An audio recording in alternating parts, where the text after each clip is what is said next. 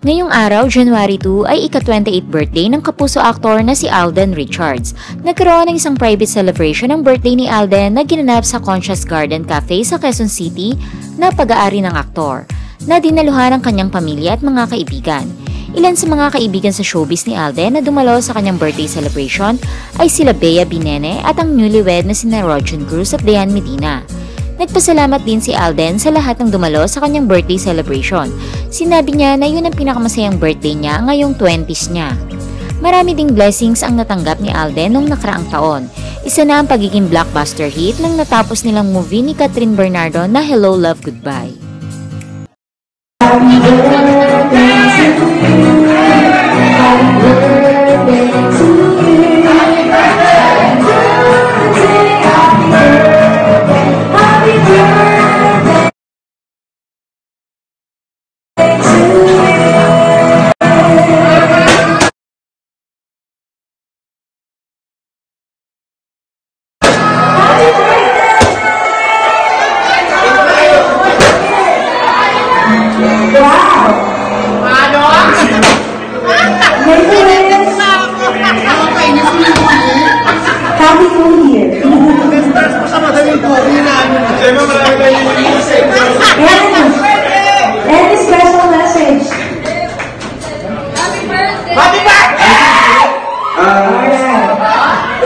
Siguro parang since 2019 started, 2020 started, parang pagka sumigaw-sigaw, hindi ka pa nga lasing. So lahat po nang nandito has a special place in my heart, and sana kayo din, towards me, you feel the same way. So, emotions and gut feel.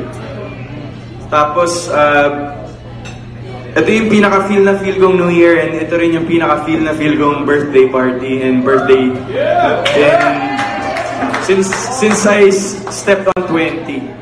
So, with all the people that's here tonight, I always say this, and I said it last year, na I only choose people that are close to my heart. I only choose people that mean so much to me. For the longest time, my family, sa mga best friends, and I don't want to say co-workers kasi that's very, parang walang puso pag sinabing co-workers, but everyone who's here that I consider my family, thank you for coming. Miss D. So much to me, you make me very happy. That's why nagtataka yung pa sa inyo kanina bakit ako yung nagsiserve, because in my life, I've learned how to be of service to people. Another year na binigay sa akin ng Diyos, and to be with very special people that are special to my heart. So, thank you po, of course, sa family ko, Ate Gemma, to my friends. Abala yan, abala! Happy birthday! Itan yan? Sinabuhay?